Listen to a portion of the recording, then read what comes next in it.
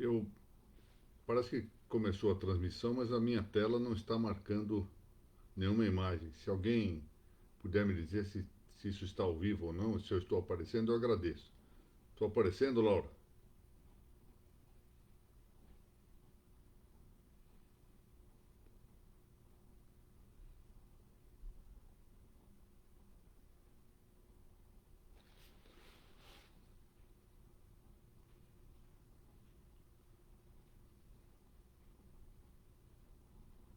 Bom, eu só que não estou a ver-me aqui, o que provavelmente é um benefício. Se eu por acaso me desenquadrar da tela, alguém me diga. A minha tela está preta aqui. Bem, muito boa tarde a todos. Recomeçamos aqui os nossos encontros bissemanais sobre o tema da propedêutica jurídica e nesse momento transitando por um capítulo interessante relativo ao que deve levar-nos a um conceito ou uma sindicância do conceito de direito público, e o estamos fazendo por meio da valiosíssima obra, valiosíssimo pensamento de José Pedro Galvão de Souza, que foi o nosso maior teórico do direito natural e uma das maiores autoridades brasileiras em matéria de filosofia política.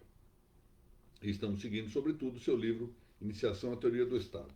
Hoje nós vamos, na verdade, tratar do tema da legitimidade do poder político, mas apenas vamos tratar da primeira parte desse tema, ou seja, eu vou tratar rapidamente de uma conceituação da legitimidade do poder à luz do pensamento do Dr. Zé Pedro, e em seguida distinguir a legitimidade do poder quanto à essência, da legitimidade do poder quanto à geração histórica,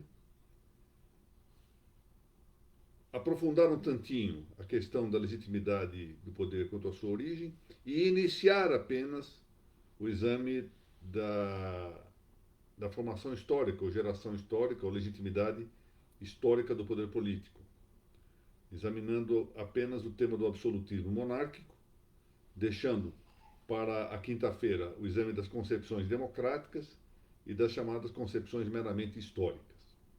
Isso se dá porque o tema é vasto, embora o capítulo do livro do Dr. Zé Pedro não seja muito extenso. Acontece que eu vou seguir aqui, sobretudo, a linha interpretativa que desse capítulo, expandindo, forneceu o professor Clóvis Lema Garcia, que foi quem, na condição de professor assistente do Dr. José Pedro, assumiu a cadeira de Teoria do Estado na segunda metade dos anos 60 até o início dos anos 70 na Universidade então Católica de São Paulo, a Faculdade Paulista de Direito, era assim que se chamava. E ele expandiu muito bem esse tema, e eu vou me valer aqui muito das lições que ouvi dele na ocasião. Muito bem. Começo por agradecer a presença de todos que aqui se encontram assistindo, não só hoje, mas ao largo destas várias aulas que temos ministrado, nossos, nossas rápidas incursões nesse campo da propedêutica jurídica, e muito em particular a Norégia do Paraná, que ampara muitíssimo a divulgação desses nossos encontros, ao fazer com muita competência o banner eletrônico, ao difundir isto pelas redes, e tudo isso tudo eu sou muito grato de não ter que ficar eu próprio cuidando disto. Então agradeço a presidente da Norégia do Paraná, a tabeliã Mônica Guimarães de Macedo da Lavecchia, bem como a equipe técnica que cuida desse assunto, equipe esta liderada pela doutora Mariana Herrera. Muito bem, vamos então tratar do tema de hoje, que diz respeito à legitimidade do poder político. É esse o título do capítulo 6º da obra Iniciação à Teoria do Estado, roteiro de princípios do Dr. José Pedro. Comecemos aqui por uma distinção que não está no livro, mas era uma distinção usual que o Dr. José Pedro fazia em aula, para discriminar de um lado a legitimidade e de outro a legalidade. E ele dizia que a legitimidade provinha da natureza das coisas. Vou explicar isso um pouco melhor, como ele entendia isto. Ao passo que a legalidade correspondia ao sistema formal, ao ordenamento jurídico determinado em cada sociedade. Muitas vezes esse ordenamento jurídico corresponderia também à legitimidade, outras vezes não, pelos motivos que nós vamos aqui expor. Legal, portanto, ou legalidade do poder político, significa a adequação formal do poder político, sobretudo quer na sua designação ou assunção, quer no seu exercício, ao sistema legal, ao que está determinado em lei, ou, quando o caso é determinado em um fato social que está em via de formação costumeira. Ao passo que a legitimidade corresponde a um ajuste ou adequação ou molde do poder político à natureza das coisas, aqui considerada sob dois aspectos. Uma natureza que nós poderíamos chamar de natureza ontológica ou metafísica das coisas, que vem da própria, por assim dizer, da própria natureza física, natureza dos corpos, fisicamente considerados, ou da natureza histórica. Existe, portanto, uma natureza segunda, que é a natureza histórica, que vai dando um predicado, uma fisionomia. De maneira que nós imaginemos o seguinte, que repentinamente haja uma mudança constitucional em um determinado país, que ao longo dos tempos foi sempre, vamos supor, um país de regime ou de forma de governo monárquica. E sem que haja nenhum motivo, sem que haja nenhuma quebra do consentimento do povo, que é governado nesse país hipotético, um grupo resolva alterar o sistema, a forma de governo, ou institua o sistema, a forma de governo republicano, ou um sistema parlamentarista até então não aplicado, etc., mudando a lei. E isso pode contrastar com a legitimidade, ou seja, com a natureza histórica deste suposto país. Então, há possibilidades de que um sistema formal esteja em contraste com a ordem natural. Se nós imaginarmos fora do campo particularizadamente político, podemos pensar aqui na questão relativa, por exemplo, à adoção do normativismo keynesiano, que permitiu na Alemanha nazista, ou seja, na Alemanha a assunção do nazismo, de conformidade com a Constituição vigente. Isso é perfeitamente legal, perfeitamente ajustado ao sistema formal, mas desajustado da legitimidade histórica. Portanto, há essa distinção entre legitimidade e legalidade. Legitimidade é o que está de acordo com a ordem natural. Diz José Pedro que todas as doutrinas políticas e todos os regimes têm a sua concepção própria da legitimidade do poder. E é preciso dizer isso com todas as letras. Em princípio, não há uma forma de governo que seja detentora da exclusividade desse caráter, desse predicado de legitimidade. Em nossos tempos, nós temos visto, afirmado com muita frequência, que a única forma de governo admissível, ou podemos usar aqui a expressão forma de governo em um sentido um tanto amplo, um sentido expandido, é a democracia como um método de escolha pelo sufrágio universal. Pode ser um bom sistema também. Pode ocorrer que seja um sistema legítimo, ou seja, de acordo com a natureza das coisas, com a natureza singular de cada país, que tenha um exercício legítimo, que esteja de acordo com a ordem legal, mas não é o único sistema possível, nem o único sistema legítimo. Pode até ser, eu não digo que o seja, apenas aqui por hipótese, observe, que seja o preferível na imensa maioria dos casos. É até provável que, em um bom número de casos, seja efetivamente um sistema razoável de indicação, dependendo do tamanho das nações governadas com esse sistema. Mas daí a dizer que seja o único legítimo, dá uma distância muito grande.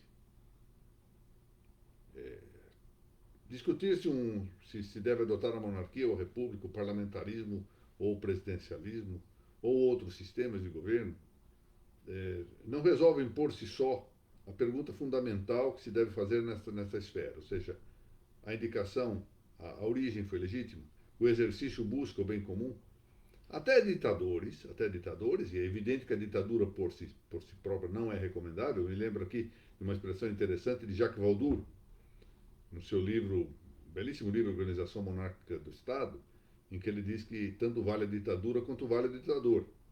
E a cada bom ditador sucedem dezenas de maus ditadores, o que mostra que a ditadura não parece ser efetivamente um sistema adequado, um sistema recomendável. Mas o fato é que houve bons ditadores também na história.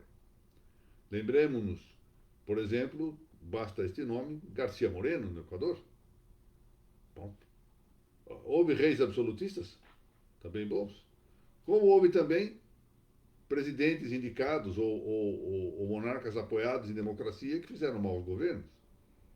Então, em princípio, pois, não há exclusão de formas legítimas, quer de indicar governantes, quer quanto ao seu exercício.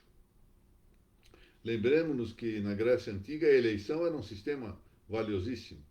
E isso não serve apenas, quero que chamemos a atenção aqui, não serve apenas para a legitimidade do poder político, mas para a legitimidade de outras titularidades. Não é só um sistema, por exemplo, de concurso público que deve considerar-se legítimo em determinadas situações.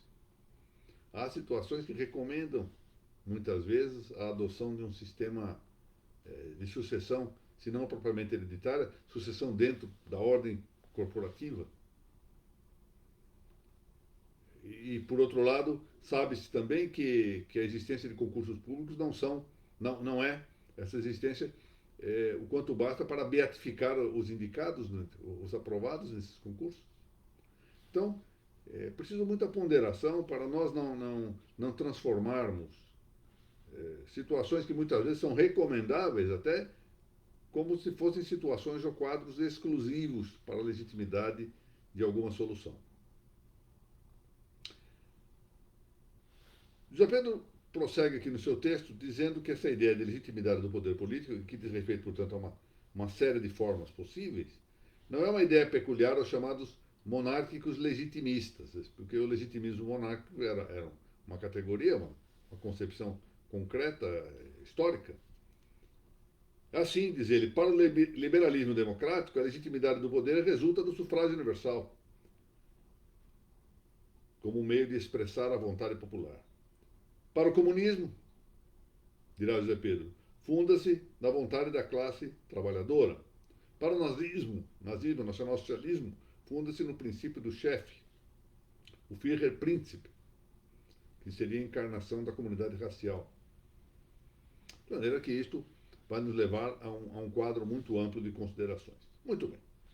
O que primeiro nós devemos considerar, José Pedro começa com esse tema, origem divina do poder, e está na hora do dia porque recentemente reapareceu uma afirmação acerca da soberania. Afirmação esta que deve ser vista com as distinções adequadas. A proposição é: todo o poder vem do povo. Bom, essa proposição, se nós perguntamos, é verdadeira ou falsa?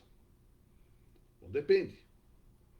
Se se trata de afirmar que, por sua natureza, por sua origem, todo o poder vem do povo, é falso. Acabamos de dizer que há sistemas variados de indicação da legitimidade. E quanto, agora vamos distinguindo, quanto à sua essência, isso é manifestamente falso. conta a sua história. A totalidade dessa afirmação é que peca por excesso. Algum poder pode vir do povo, por indicação, por exemplo, do sufrágio universal. Outros podem vir de outro modo.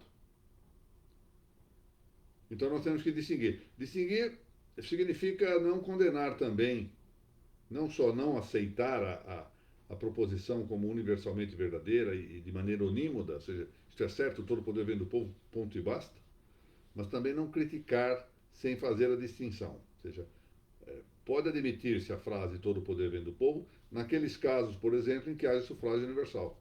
Ele vem historicamente do povo. Então é preciso aqui atuar com grano salis, com prudência, para avaliar o que há de veracidade e o que há de falsidade. Essa proposição é verdadeira secundum quid, sob certo aspecto, e falsa secundum quid, falsa sob certo aspecto, sob certo diverso aspecto. O que diz José Pedro? Deixa eu ver se eu consigo me ver aqui, porque...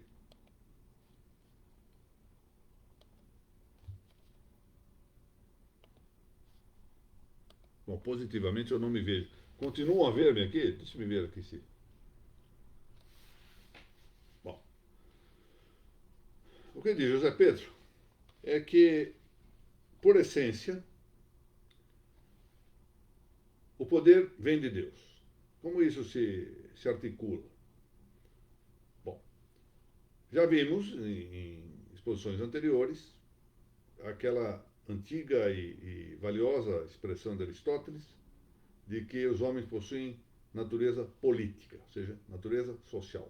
São chamados a viver em sociedade. Já vimos também, portanto, por natureza, o homem deve viver em sociedade. Já vimos também que, por natureza, a sociedade tem que ter uma autoridade. Não é possível imaginar uma sociedade sem autoridade. Ubi societas, ibi ius. Onde está a sociedade, aí está o direito. Ou, se nós quisermos, ubi societas, ibi potestas. Ou seja, onde está a sociedade, aí está o poder. Ou ibi auctoritas, aí está a autoridade. Ora, se é assim, se Deus criou o homem, e isso não é uma afirmação da natureza religiosa, afirmação da existência de Deus, não demanda religião. Isso é um problema de filosofia. Filósofos pré-cristãos, por exemplo, consideremos aqui as figuras do pensamento até mesmo pré-socrático, simplesmente de observar a ordem do universo, concluíam pela existência de Deus. Se é assim, Deus criou o homem, criou a natureza, criou a sociedade, exigiu nela a autoridade e, portanto, a autoridade vem de Deus.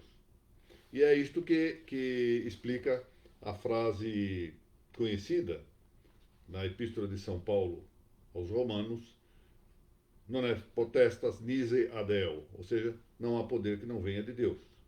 E também uma frase de Jesus Cristo a Pilatos, não terias poder sobre mim se não tivesse vindo do céu. Então, por sua origem essencial, ou seja, em sua essência, todo o poder vem de Deus. E esta afirmação levaria à consideração da falsidade secundum quid, da expressão de que todo o poder deriva do povo, vem do povo, resulta do povo, etc. Ou seja, a afirmação da soberania popular por essência. Essa afirmação é falsa. Todo o poder vem de Deus.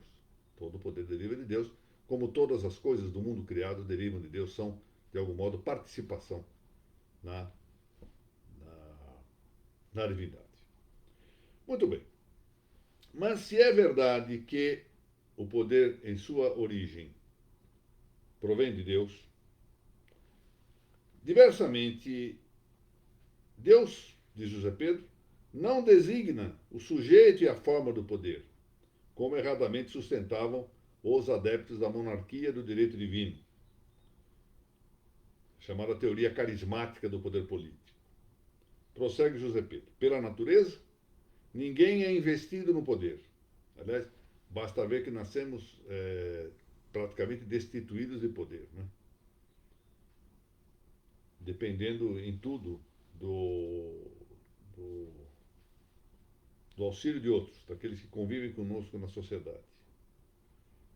A determinação do sujeito e da forma do poder diz José Pedro. Como escreve Varrey Sommières, eu vou falar um pouquinho já já desse autor, opera-se por meio de vários fatos humanos, combinados com circunstâncias naturais e também, em medida que escapa à ciência, com a ação da providência, regendo as sociedades. Muito bem. Varrey Sommières foi o autor principal na formação de José Pedro. Interessante. Ele se dedicou muito a estudar e a formar-se no pensamento desse autor em seu livro Les Principes Fondamentaux du Droit. Varrey Sommières, um autor realmente importante e que, volto a dizer, foi o capital na formação do pensamento político do Dr. José Pedro. Bom, então a pergunta que José Pedro faz qual o título primitivo da aquisição do poder político? Ou seja, se há legitimidade na aquisição do poder político, e tem que haver algum modo disto, porque alguém tem que assumir o poder político, já que ele é exigido para a vida social, como é que isto se exerce? Qual é o título primitivo? Qual é o primeiro título? E é interessante que ele aqui, seguindo a linha de Varrey Sommières, aproxima o tema da aquisição do poder ao tema normal da aquisição dos entes corpóreos nas relações humanas. E é justamente a primeira forma que ele indica para a titularidade do poder político é a ocupação. Da mesma forma como nós fazemos quanto aos bens móveis em relação a res nullius. É a coisa de ninguém. Alguém ocupa o poder político. Assim ele diz que nas sociedades, de diferentes modos, é que as famílias se vão constituindo e, em determinado momento, o chefe de família se vai transformando aos poucos de um mero poder familiar em um poder mais extenso. Com a expansão das famílias, ele se torna, portanto, o chefe de um poder, já agora não só um poder familiar, mas um poder de natureza política. É o caso das sociedades, portanto, patriarcais. Outras vezes, quando se juntam várias famílias, é o caso, por exemplo, que ocorreu em Roma, famílias com procedência diversa, procede-se quase sempre a uma reunião para eleger quem vai governá-las. Ou seja, todos percebem a necessidade de um chefe, de um líder, de alguém que coordene os esforços. Aquela ideia que nas aulas anteriores eu observei, o Dr. Zé Pedro disse muito bem, ainda que todas as pessoas integrantes de uma comunidade fossem angelicais, bom anjo, por assim dizer, não da parte dos anjos maudits, ainda assim haveria necessidade de uma autoridade que coordenasse os esforços para atingir o bem comum. Do contrário,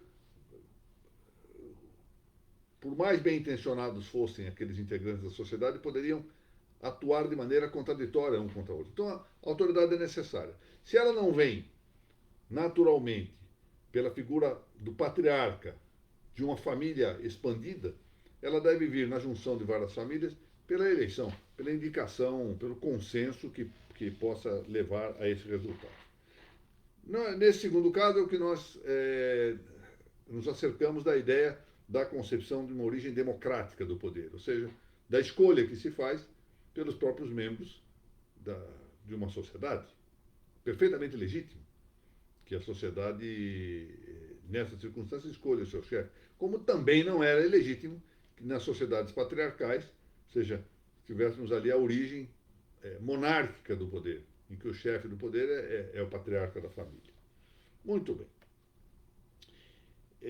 Prossegue ele aqui numa passagem muito interessante a dizer que o poder, quanto à sua posse efetiva, pertence originariamente a quem, por uma superioridade de posição social, ou de inteligência, ou de recursos, primeiro tenha praticado atos de soberania, desde que senhor da força necessária para se fazer obedecido.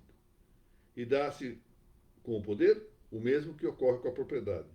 De início, há uma res nullius, e o primeiro ocupante será legitimamente o seu primeiro titular. Em geral, isso se processa com o consentimento dos demais, ou pelo menos dos mais representativos entre os membros do grupo. Ele, então, aí distingue De um lado, a ocupação, de outro, a usurpação do poder político. Ocupar significa tomar posse, empossar-se, ter a investidura possessória de uma res nullius, ou seja, de uma coisa de ninguém. A usurpação, na verdade, não diz respeito a um poder vacante, mas significa exatamente o empossamento de um poder ocupado, afastando-se quem possui a sua titularidade. E a usurpação supõe ilicitude, ou seja, a hipótese em que é afastar o titular de um poder, por alguns motivos, veremos isso no direito de resistência e revolução, mais à frente, é possível. Mas aqui não é o caso. Aqui, quando se fala em usurpação, pensa-se, portanto, numa conduta ilícita, ilegítima. E ele chama a atenção para o fato de que, muitas vezes, sobretudo na origem da sociedade, o que se deve considerar é o aforismo dos romanos, ex facto oritur ius, que vem de Alfeno, comentando uma passagem de Baldo, melhor dito, acho que de Baldo comentando uma passagem de Alfeno, ex facto oritur ius, ou seja, que do fato provém o direito, ou seja, dessa ocupação, pelo fato de que havia uma coisa de ninguém. Há um ocupante que passa a gerir os interesses sociais, deste fato nasce o direito. Muito bem. E a partir daí há variações dos títulos derivados dessa aquisição originária do poder. Ou seja, se o poder tem uma origem por uma ocupação, a partir daí já não se trata mais da origem propriamente do poder, mas sim da sua sucessividade, da sua derivação. O que se dá, segundo Varret e Sommières, de 4 modos. Pela convenção, corresponde ao nosso sistema de eleição, seja de um jeito, seja de outro. Nada impede que seja uma convenção por meio de sorteio. É possível convencionar um sorteio, um rodízio. Por meio da sucessão, o que se dá, sobretudo no sistema monárquico. Por meio da conquista. Por exemplo, que o Brasil teve, por direito de conquista, direito de descoberta, ficou submetido ao poder do rei de Portugal. Há hipótese também que a conquista emana do chamado direito de revolução. E, finalmente, por prescrição. Isso aqui é um tema interessante que vem ao caso mencionar, porque quem conhece um tanto a biografia do Dr. Zé Pedro sabe que ele era monárquico.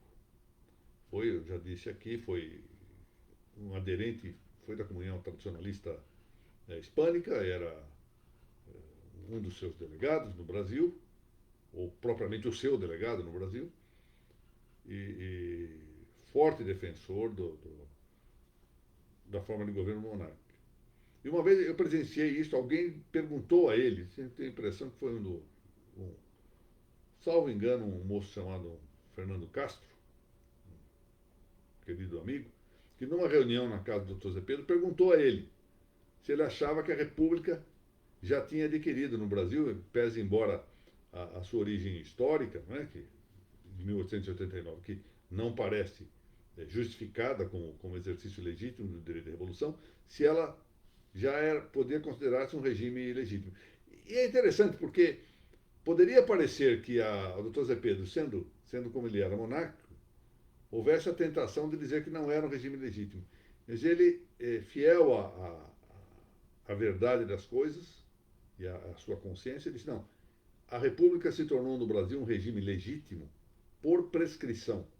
É a quarta forma, ou seja, ao lado da convenção, da sucessão e da conquista, também a prescrição. Pelo decurso do tempo, com a aceitação do regime, ou nesse caso, da forma de governo, pela população. Interessante isso. Interessante que ele, apesar de ser monárquico, reconheceu esse título derivado que legitimava, portanto, a instauração da República no Brasil. Muito bem. Mas uma coisa, como eu disse, e o Dr. Zé Pedro salientou, é a origem do poder quanto à essência, e outra coisa é cuidar da sua indicação histórica. Como é que um poder, historicamente, tem designado o seu titular. Já vimos aqui os títulos com que pode haver este empossamento, mas precisamos ver um pouquinho mais algumas concepções que tratam de vincar certas exclusividades quanto quanto a esta caracterização ou gestação ou geração histórica do poder político. Como eu lhes disse, em nossos tempos há uma afirmação demasiadamente exclusivista, no sentido de que só a democracia pelo sufrágio universal seria a forma de governo legítima. Ou sistema de governo, como queira. Essa expressão forma de governo, em rigor, deveria apenas aplicar-se à república e monarquia, mas ela pode estender-se para o que nós chamamos de sistema de governo ou sistema de indicação de governantes, etc. Isso não parece bem, como veremos. Vamos agora, na exposição de hoje, apenas cuidar da concepção monárquica ou da concepção da geração do absolutismo monárquico.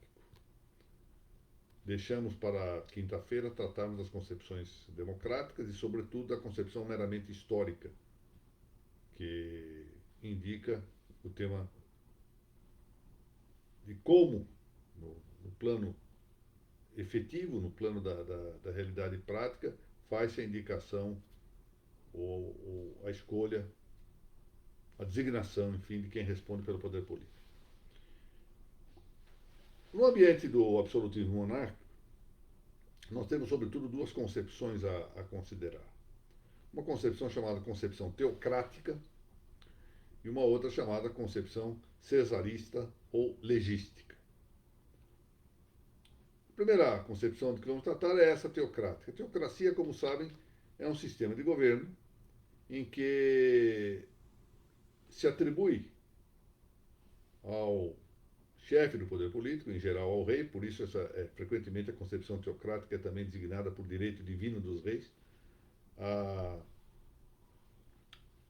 esta origem, que seria, portanto, divina, de sua titularidade. A expressão teocrática ou teocracia vem de theos, do grego theos, Deus, e kratos. Kratos é força, ou seja, pela força de Deus, pelo poder de Deus. A origem dessa concepção teocrática está no pensamento de John Wycliffe. John Wycliffe foi um pensador do século XIV. Ele tem um livro chamado De Domínio Divino, em que ele sustenta, em síntese, o seguinte: sendo o homem criado por Deus, sabe Deus, por hereditariedade, incluir nesse homem as indicações necessárias para que ele chegue a ser o rei de uma nação. E, portanto, de antemão, esse homem está predestinado a ser Deus. Isso significa que Deus indica quem vai ser rei, diretamente. Agora, não se trata do poder quanto à essência, mas do poder quanto à titularidade física, titularidade pessoal. A pessoa do rei é indicada por Deus. E, diversamente, porque Wycliffe foi um dos precursores da Revolução Protestante. Tanto que foi excomungado como herege, condenado como herege por Gregório XI. As teses de Wycliffe foram condenadas juntamente com as teses de John Hus pelo Concílio de Constança. Então, ele, para combater o papado, diz que, enquanto o rei, porque Deus sabe quem vai ser rei, segundo a tese dele, desde o início, predestina ao ser rei, a eleição do Papa depende de um colégio que vai exercitar livremente o seu direito de votar e escolher o Papa. E que, por isso, o Papa estaria submetido ao poder do rei, porque o poder do rei vem de Deus. Diversamente, o do Papa não. Então vejam que havia, nessa tese do absolutismo monárquico, na concepção teocrática, algo também de interesse para os reis, que quisessem impor-se ao papado. Queria lembrar aqui, é uma observação que deve fazer, e que o Dr. Zé Pedro fez em outra parte de sua obra e fazia em público, é uma coisa diversa. Por exemplo, imaginar-se que desde a sagração de Clovis, na França, por São Remígio, houvesse aí a indicação teocrática. Não, a sagração era um ato apenas de reconhecimento, de bênção, etc., mas que não implicava que a indicação do rei de França fosse feita diretamente por Deus. São coisas distintas que é preciso aqui efetivamente frisar, para que não haja confusões quanto a isso. Essa concepção do absolutismo monárquico, que desenvolvida por John Wycliffe, recupera, na verdade, algumas realizações teocráticas ao longo da história. Boa parte delas são sacralizações míticas da autoridade, como ocorreu no Egito, como ocorreu na Síria, na Babilônia, etc. Outras vezes, é preciso reconhecer que houve efetivamente designação teocrática. Por exemplo, entre os hebreus a designação foi efetivamente teocrática. Moisés se tornou líder do povo hebreu por designação de Deus. Ou seja, até, portanto, Saul, pouco antes do ano 1000 a.C., o sistema teocrático vigorou entre os hebreus, e era certo que o líder exercia as funções efetivamente se sentindo na função de vigário de Deus, ou de alguém indicado por Deus. Muito bem. A tese de John Wycliffe foi renovada tempos depois, 2 séculos depois, por um rei da Inglaterra, o rei Jaime I. E propiciando com isto, interessante essa observação, para que nós vejamos que do mal, de vez em quando não sempre, se há algum bem a extrair. É que, graças a esta posição de Jaime I, Soares elaborou o seu livro De Legibus. De Legibus é exatamente para atacar a posição de Jaime I. E entre Jaime I, que é já do século XVII, reinou do século XVII, de 1603 em diante, e o pensamento anterior de John Wycliffe, temos que verificar a influência que o pensamento de John Wycliffe exerceu sobre Lutero. Eu separei aqui uma brevíssima referência sobre isso, no famoso livro do Ernst von Rippel, História da Filosofia Política, em que ele vai dizer-nos o seguinte: é muito interessante a posição de Lutero a respeito desse assunto.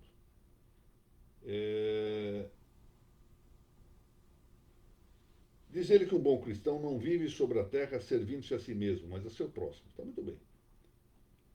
Assim também faz de seu espírito não o que necessita, mas o que é útil e necessário a seu próximo. Está muito bem também. Ora bem, diz ele, sendo a espada para todo mundo um bem de grande necessidade que mantém a paz, castiga o pecado e combate o mal, o cristão justo se entrega com toda a sua alma ao regime da espada, paga o tributo, honra a autoridade, serve, ajuda e faz tudo o que pode, do que é proveitoso ao poder, para que este se mantenha reconhecido, honrado e respeitado, ainda que tudo isso não lhe seja pessoalmente útil e necessário, e assim praticará todas as demais obras de amor que ele não necessita. E aí prossegue extraindo desta resignação ao poder, qualquer que seja o poder, com coisas aqui interessantes de considerar. Diz ainda Lutero que, em definitivo, também o diabo serve a Deus, e assim também serve o Estado ao cristão, atribuindo ao cristão o sofrimento que ele necessita, proporcionando-lhe uma onerosa cruz. E dirá, com essas letras, sofrimento, cruz, cruz. Esse é o direito do cristão, e nenhum outro.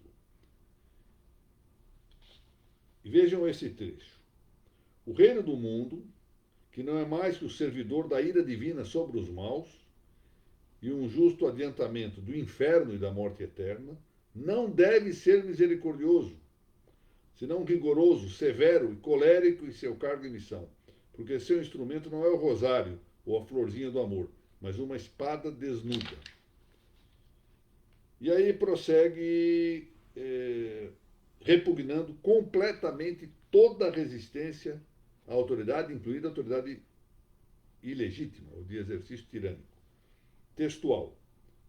Porque a autoridade não deve ser contradita com a força, senão só com o conhecimento da verdade. Se converte, vai bem. Se não, toca desculpá-la e sofrer a injustiça por amor de Deus. Portanto, é a consideração da entrega mais resignada ao poder político, não importa que haja aqui a prática de alguma grande tirania e até mesmo da supressão disso que hoje em dia se chama de direitos fundamentais, por assim dizer.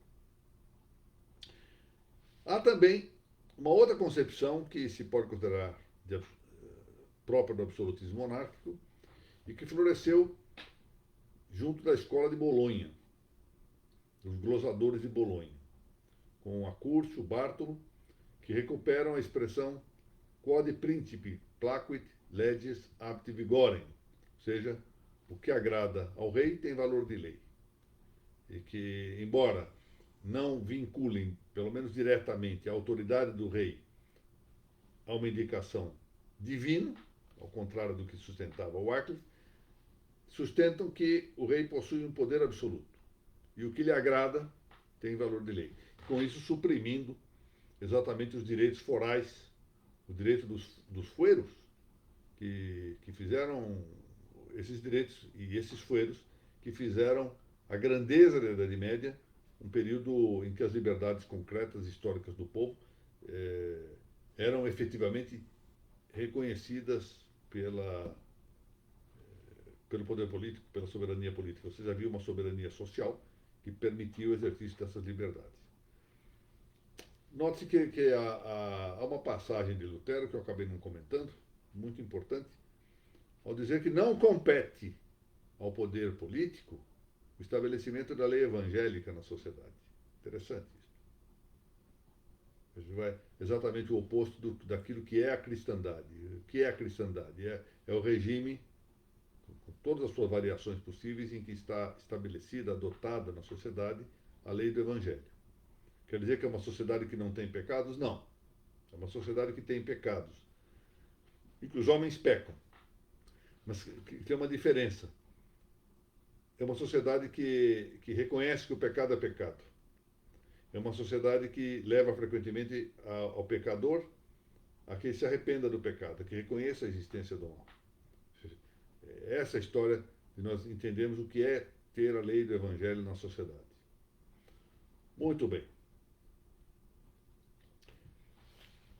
Olha, estou vendo aqui, seu Dr. Everson Veras. De fato, há uma referência do Dr. Zé Pedro, aqui no dicionário, ao De Legibus de Soares, viu? No verbete teocracia, ver aqui.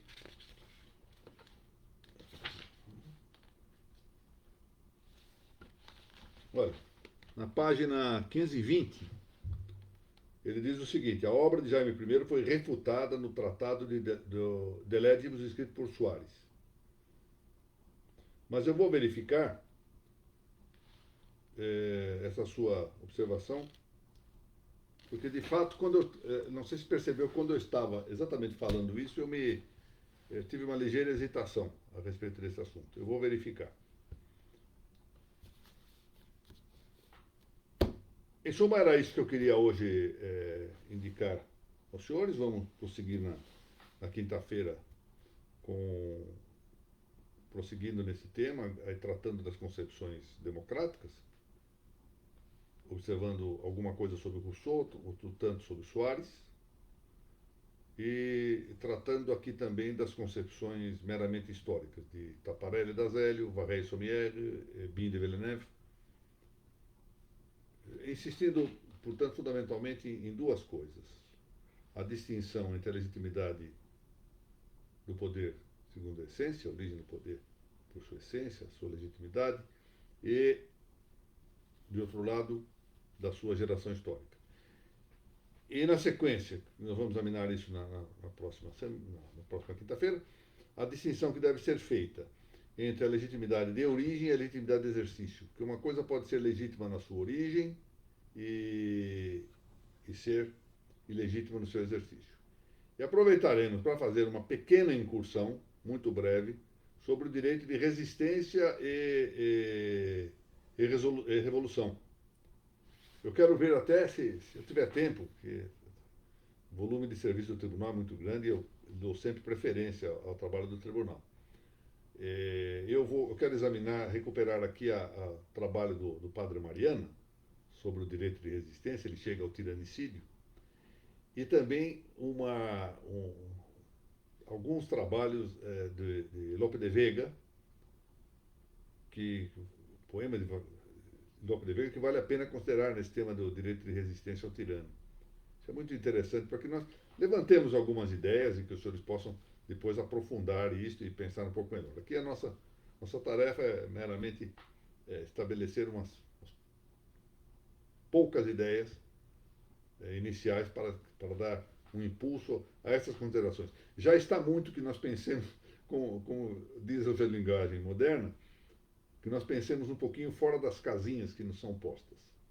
Isso é dizer, fora do politicamente correto.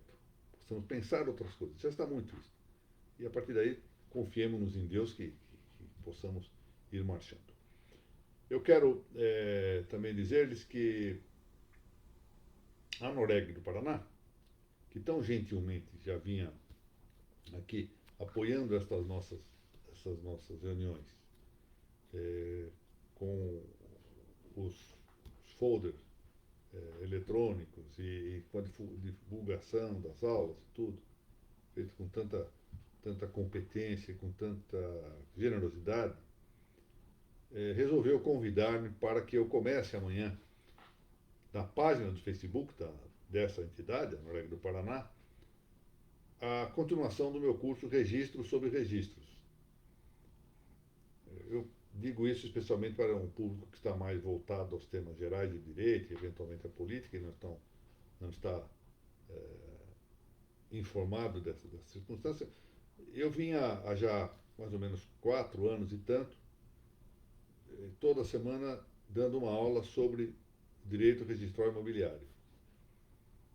Matéria específica, é verdade, e tudo, mas que apresenta até para o público em geral algum interesse.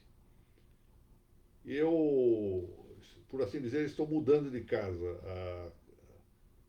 Essas aulas estavam sendo ministradas, para muita honra minha, junto à Universidade Corporativa do Registro, a Uniregistral, aqui de São Paulo, e não foi mais possível continuar com essas aulas ali. E de imediato, com uma disposição extremamente generosa e amiga, a Noreg do Paraná e outras entidades também de notas e registros do Paraná, eu destaco aqui porque vi o nome do meu estimado amigo Dr. Renato Lana, entre os presidentes da audiência, eu destaco aqui o Colégio Notarial do Brasil, Seção do Paraná. Essas entidades resolveram acolher-me de maneira, dando-me hospitalidade paranaense, hospitalidade desse grande estado da federação. Eu sou muito grato. Então amanhã, às 10h30, nós vamos ter a primeira aula na nova casa, sobre registro. Na quinta-feira, então aqui na página do Pensando, prosseguimos com o tema da prudência notarial. Estamos já quase terminando o livro Prudência Notarial, sobre o amparo, o apoio do Colégio Notarial do Brasil e da Seção do Paraná. E à tarde, se Deus permitir, continuamos a exposição de hoje. Muito bem. Deixa eu agradecer aqui as pessoas que tão generosamente acorreram aqui a esse nosso encontro. Doutora Laura Porto, querida amiga, muito obrigado. Doutor Fausto Mota está sempre presente, obrigado. Doutor Gustavo Paretieri, estou devendo a leitura do seu trabalho. Ainda não tive tempo, doutor Gustavo. Doutor João Paulo Silveira dos Santos, muito boa tarde. Doutora Núria, muito prazer em vê-la aqui. Uma recomendação geral aí aos gaúchos, em particular ao prezado Sérgio Fabres. Doutor Lepanto, pessoal responsável não só pela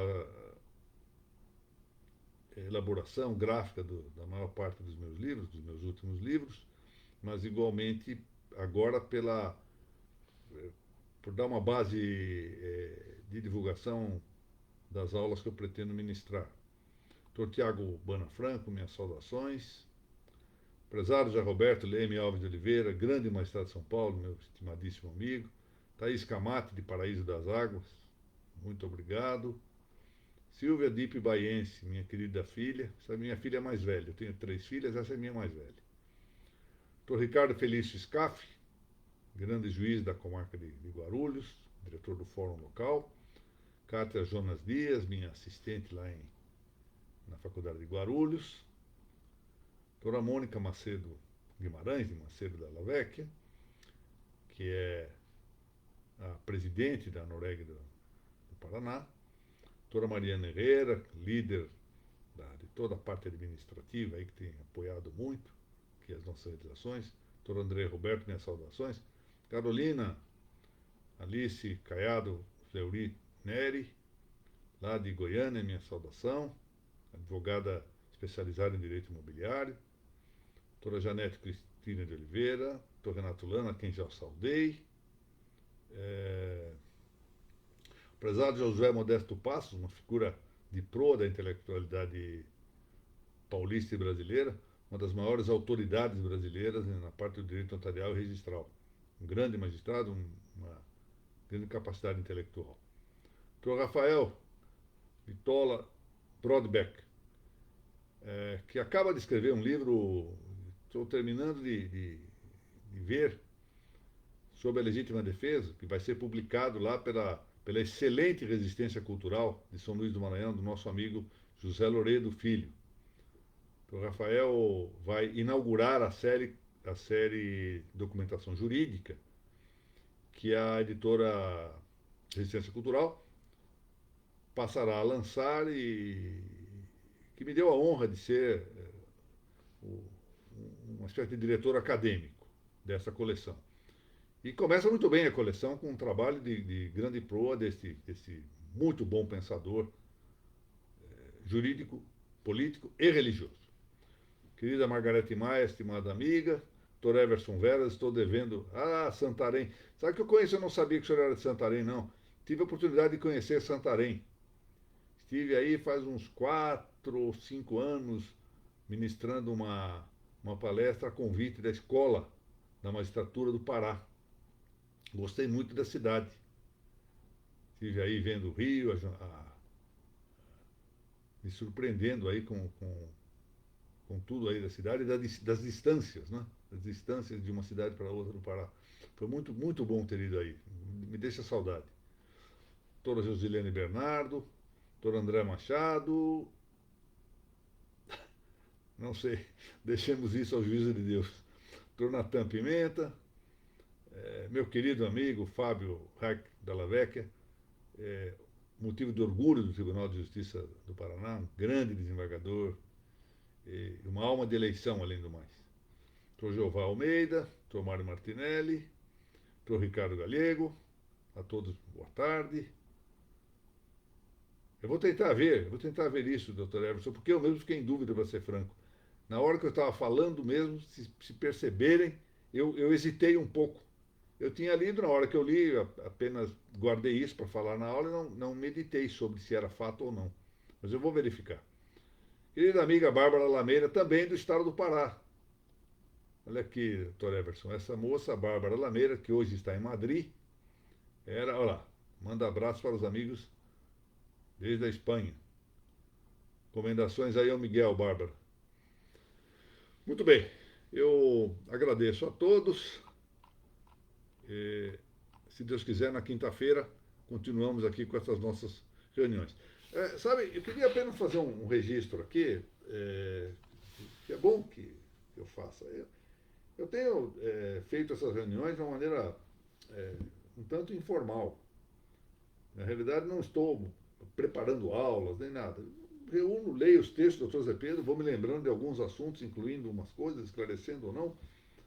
E acho que tem que ser assim, isso não é propriamente um curso. Isto é uma reunião, enfim, para tratarmos de algo, agora nesse momento, de algo relativo ao pensamento de José Pedro. De modo que eu quero me conceder aqui a possibilidade de ficar retificando de vez em quando uma coisa ou outra, se eu perceber que sai alguma bobagem aqui nessa exposição. É inevitável que nessas exposições mais ou menos livres, uma coisa ou outra saia de maneira incorreta e exija alguma emenda. Então eu peço desculpas a todos e peço que por amizade me perdoem estas falhas que podem ocorrer. Agradeço e nos vemos, se Deus permitir. Convido a todos amanhã para a página da Noreg Paraná, às 10h30 da manhã, para o curso, o início do curso que existe sobre registro, pela Noreg, que eu considero assim uma ocasião de festa para mim. Ocasião de festa, a expressão de Piper, a teoria da festa de Piper. É a continuação de algo que eu não queria efetivamente parar. Então, convido a todos. E, se não, na quinta-feira, nos vemos. Muito obrigado.